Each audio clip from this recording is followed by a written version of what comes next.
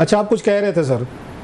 मैं ये कह रहा था कि ये सियासी तौर पर कोई ऐसा फैसला इन्होंने नहीं किया जो मुझे लगे कि कोई बड़ा अक्लमंदाना फैसला। आप सुप्रीम कोर्ट को भेजेंगे, सुप्रीम कोर्ट अगर इसको रद्द कर देगी तो ये सोचें कि हम कौन कौन से वो रास्ते खोल रहे हैं जो आने वाला कोई फैसला, चाहे वो इमरान खान साहब की सूरत में हो जो बड़े 2/3 अक्सरियत के साथ या 3/4 के साथ किसी के गले पे पांव रखकर इतने ताकतवर आए, कौन रास्ते रोकेगा किसी के? ये रास्ते तो आप खुद खोल के दे रहे हैं किसी को कि वो आए और इन चीजों का इस्तेमाल करे। आज भी कह रहे थे हमने सबक सीख लिया, और मुझे उम्मीद है कि तहरीक इंसाफ वालों ने सबक सीखा, लेकिन मुस्लिम लीग नून ने सबक नहीं सीखा।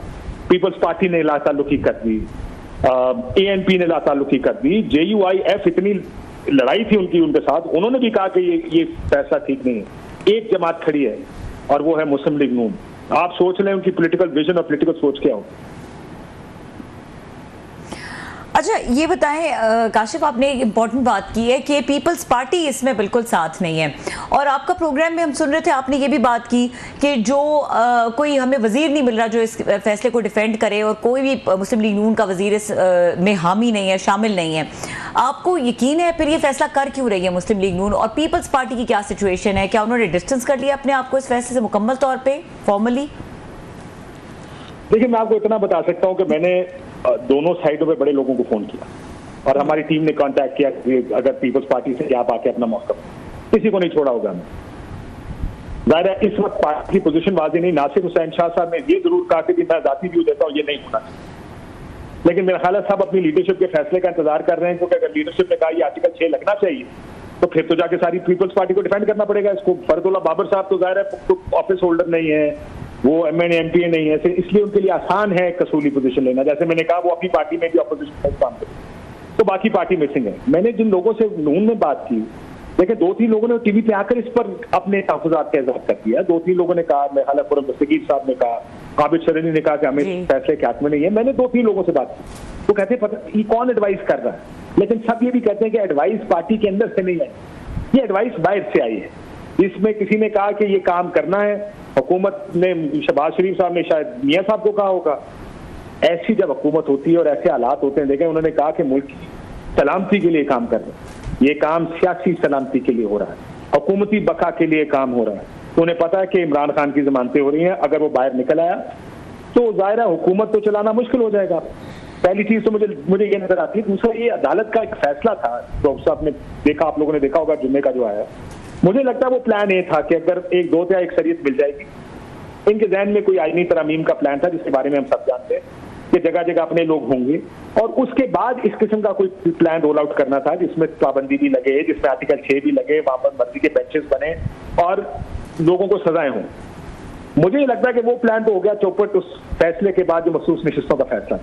अब जल्दबाजी में ये प्लान B लॉन्च किया गया है, इसका होना कुछ नहीं, मेरा नहीं ख्याल इससे कोई चीज निकलेगी, लेकिन एक ऐसा फैसला है जिसने ऐसे रास्ते खोल दिए हैं कि आप सोचें ये अगर कोई दूसरा आ गया और वो फैशिस्ट माइंडसेट का हुआ, क्या करेगा वो, और इनके पास दिफा क्या रह जाएगा अपनी पोजीशन का। बड़ी मुझे तो अफसोस कुन सूरत हाल नजर आ रही है। जमहूरियत इस मुल्क में पहले नहीं थी, नाम की जमहूरियत रह गई थी, अब नजर आ रहा है कि नाम की जमहूरियत भी नहीं है। तो ऐसे ही कुछ जमहूरियत का लिबादा हो रहा है, हम लोग बस चल रहे हैं, इस मुल्क में जमहूरियत की नाम की कोई चीज पाकिस्तान में कम अज कम नहीं।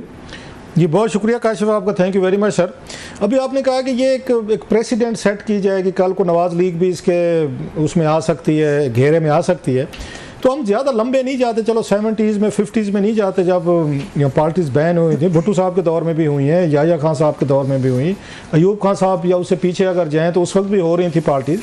रिसेंटली देखें तो 2021 में इमरान खान साहब वज़ीर आज़म थे और TLP को बैन किया गया था, आपके सामने की बात है। तो खान साहब तो ये काम कर चुके हैं, उनकी हुकूमत कर चुकी है सर, और आपको याद होगा बाद में उनसे बैन के बावजूद उन्हें इलेक्शन भी लड़ लिया था, सीटें भी निकालनी थी सर। इस मुल्क में क्या कुछ नहीं होता। आज वो PTI जो है, जैसे आप कह रहे हैं कल को नवाज लीग कटहरे में खड़ी होगी, वो बैन का सामना करेगी।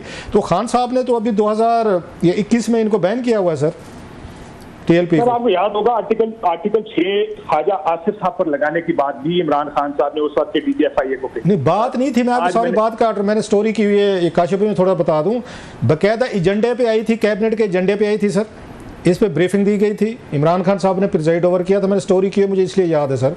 और उस पर यह फैसला हुआ था कि जनाब के ख्वाजा आसिफ साहब पे आर्टिकल 6 लगाया जाएगा और दुबई से डॉक्यूमेंट्स और चीज़ें मंगवाई जाएंगी कि ये जहाँ पे ये थे फॉरेन मिनिस्टर थे, ये किस तरह के एडवाइसेज जो हैं लीगल फॉर्म जो भी थी वहाँ पे, उसको बदले 15-20 लाख रुपए इनको ले रहे। ये फैसला था, डिसीजन था कैबिनेट का, खान साहब ने खुद किया और DGFIA को भेजा गया और बशीर मेमन साहब ने उस पर एग्जीक्यूट करने से इनकार किया था, जिसके बाद खान साहब उनसे नाराज़ हुए थे और वज़ीर आज़म हाउस बुला के अच्छी खासी तलखी हुई थी आज़म खान के साथ उनकी बशीर ये मेमन साहब की। खान साहब ने आर्टिकल 6 भी उस वक्त लगाने का फैसला किया था कैबिनेट से और TLP को भी बैन किया था। दोनों काम कर चुके हैं खान साहब सर। और आपने देखा, आपने खुद ही बताया था उस वक्त कि जब ख्वाजा आसिफ साहब का वाकया हुआ कमस्तर, तो उस वक्त किसी ने इनकार कर दिया, लेकिन उस वक्त इनकार की एक लिस्ट मौजूद थी।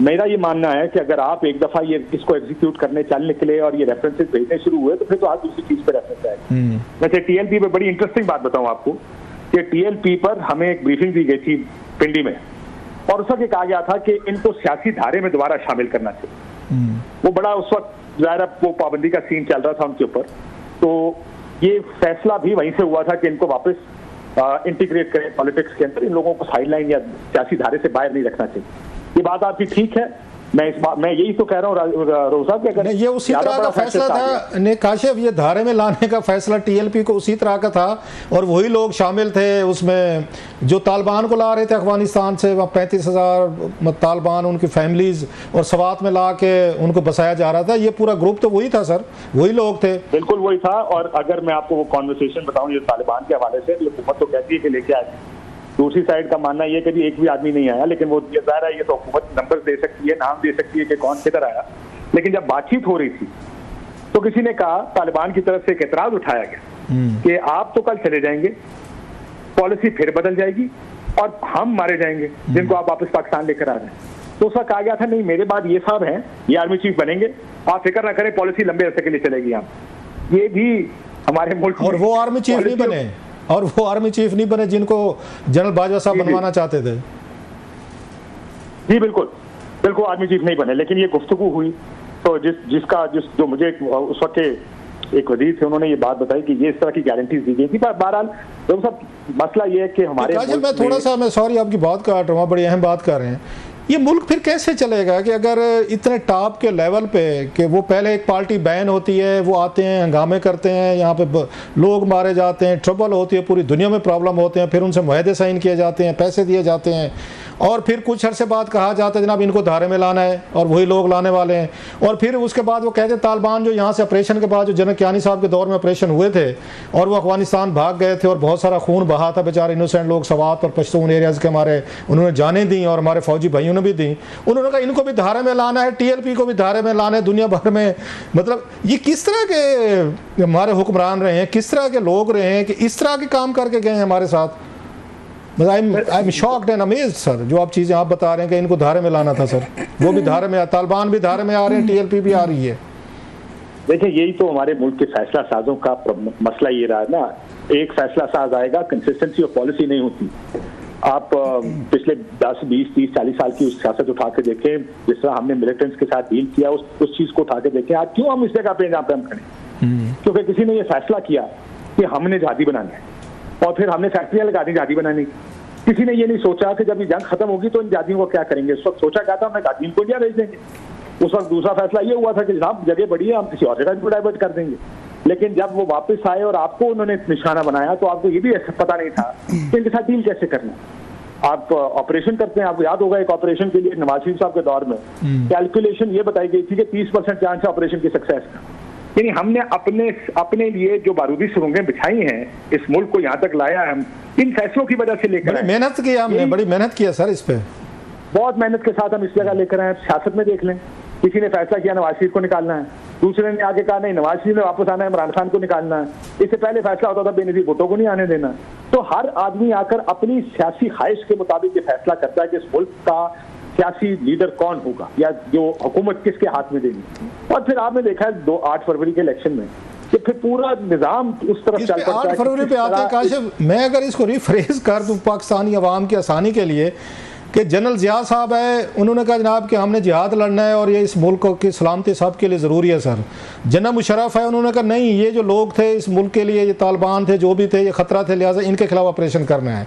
उसके बाद जनरल क्यानी है, उन्होंने ऑपरेशन किया सवात में, जनाब हमारे फ़ौजी भाइयों ने, सवात के लोगों ने, पश्तूनों ने, बाकी लोगों ने, तमाम ने कुर्बानियाँ दी सर।